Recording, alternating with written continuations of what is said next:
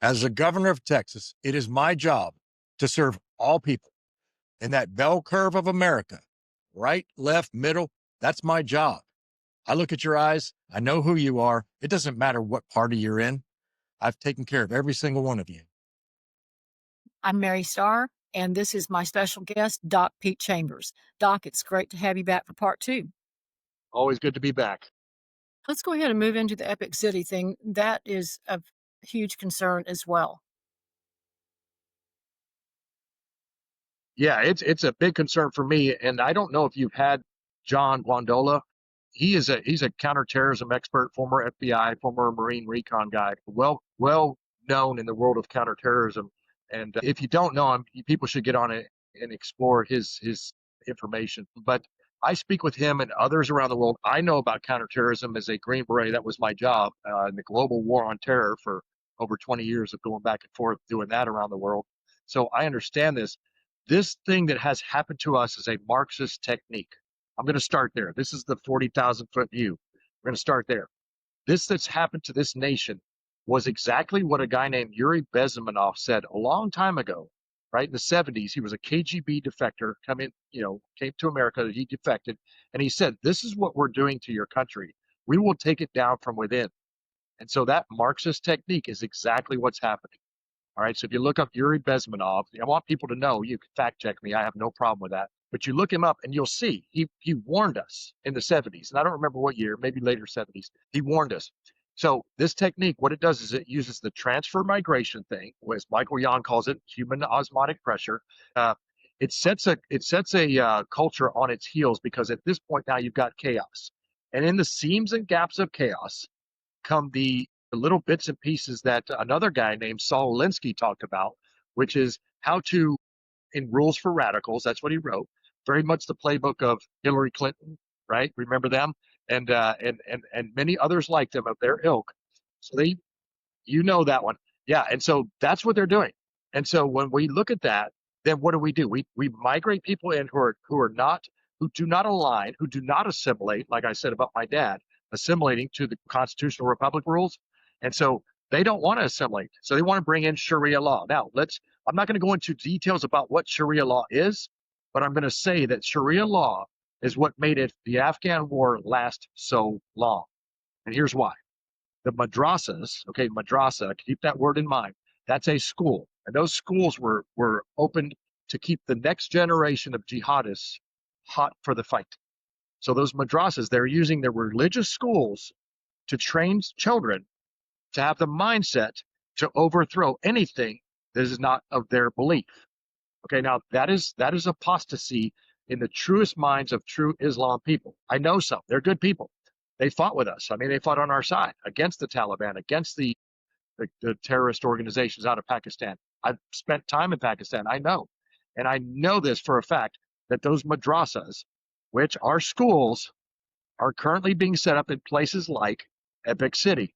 So when they say we want to teach kids, they're not teaching kids in their schools the Constitution and America and our three forms of government. They're not teaching them that. They're not teaching U.S. history and Texas history. They're teaching them the same things that were taught in a very apostate manner, according to that religion, to teach them to overthrow this system, right? The constitutional republic. So if I see it, I cannot avoid talking about it because, once again, I'm a watchman. And when a watchman says this is what's happening, you cannot take Sharia law and park it underneath the Texas Constitution. You can't take Sharia law and park it underneath the U.S. Constitution. It's impossible. So if you're using that law, which is not a law in the state of Texas, it should be illegal. Now, Abbott has said, well, I'm not allowing them to do this. Okay, well, you have not created a law that opposes that. Now, he's saying that he's opposing it, but there is no law on the books. Listen to Brian Harrison, a state legislator. He's talking about it all the time. I applaud the man. I think he should be the next lieutenant governor of Texas, personally. But we need that kind of person because our legislators don't get it. Now, either they don't get it or they've been bought off. One or the other. That's the only two options. They don't get it. And so rather than do what the will of the people, right? Remember that little phrase, we the people, by the people, for the people? They've forgotten that. And it is upon the commander in chief of the state of Texas to enforce that. So the job description of the governor is I'm responsible for the budget. And so that would be where I could change things, right? Because I'm responsible for the budget. I can veto anything that goes against the budget. So I can't spend money on new madrasas or Sharia type teaching in Texas. I can't pay for that. Millions, tens of millions of dollars already have been spent. So we stopped that right there. Another thing that's on your website is the Texas DOGE. I think that's a great idea. Just right out of the gate, I think that is fabulous. So, what are your thoughts along those lines and some of the plans that you have to attack some of the ridiculous spending that we have in Right. our state? This, yes, ma'am. A great question. This has already it's been put up for legislation, and it did not make it through. It went to the governor's desk. It didn't happen. These were things that I was working on with a guy named Ammon Blair. I suggest if you don't know him to get him on. He's a wealth of knowledge. He writes policy. He wrote essentially House Bill 4914. I would suggest people read that, understand it. It did not make it through. Never made it out of committee. House Bill 4914, which I spoke about at the Joint Committee for Emergency Response in Kerrville, um, that that bill allows for the state of Texas to build its state guard up to where it should be. Now, I'm going to explain when I talk about commander in chief. That's my job. So, commander in chief has three main forces in Texas that fall underneath him: the Department of Public Safety, right? So that's our law enforcement. Our Texas National Guard, which is one of the largest in the world, right? Texas National Guard is huge. It has an air guard and a ground force, which is second to none in the states. And then the Texas State Guard. Now, the Texas State Guard falls in the line of James Bowie, and the Texas National Guard falls in the line of William Barrett Travis, both of which were at the Alamo, as you know. So on February 1836, Travis writes a letter: fellow citizens and compatriots were besieged on all sides by enemies under Santa Anna. He wrote that. That's a famous letter. Well, what he's saying is we need your help to come to our aid with all dispatch. That's where we're at now, America, because it's to all Americans in the world, not just to Texans. This is a national election. So when you're the commander in chief of those forces, those state guard forces, right now our state guard exists. 16 states have one. Florida has one, and then 15 other states. So, and we're one of them. That state guard should be back to where it was back in World War II, where it actually had the capacity to be a defense force. And that's what I mean, is to bring that volunteer force back up to the level it was. It exists. It's just serving more like a civil affairs unit. If there's a hurricane, they go hand out water and do a lot of great things and help people. But we need to bring it back. Florida's is like that now. And so that would be a special mission unit, right? Like a Delta Force. We have enough Green Berets and SEALs in Texas that are retired. I've talked to them all the time. I just talked to a group in Georgetown.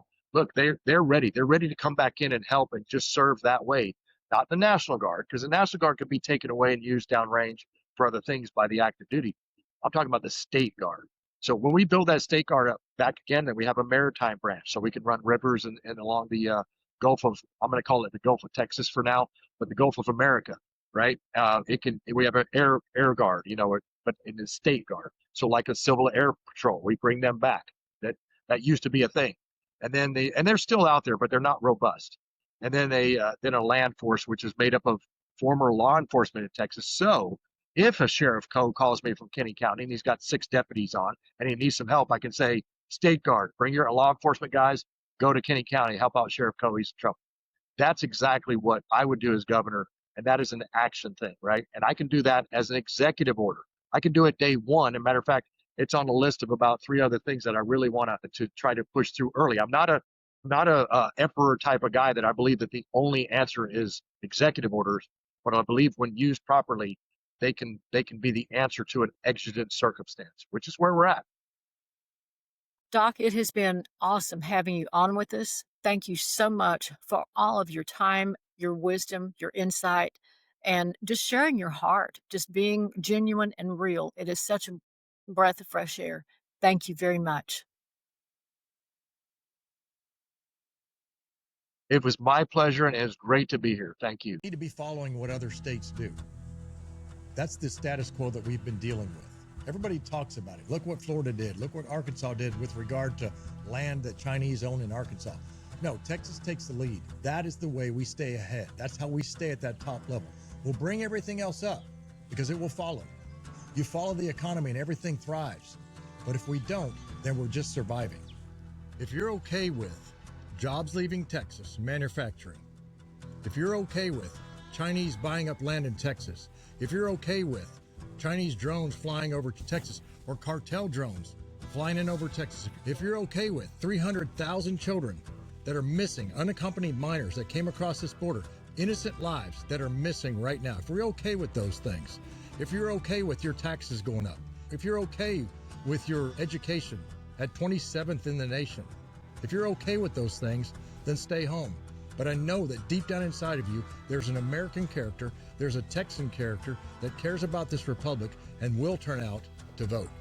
This is the time to get up off the couch, to drive down to your precinct, and on the 3rd of March, 2026, vote in the Republican primary, Doc P. Chambers for governor. And I will be proud to serve you, and I will not do you wrong.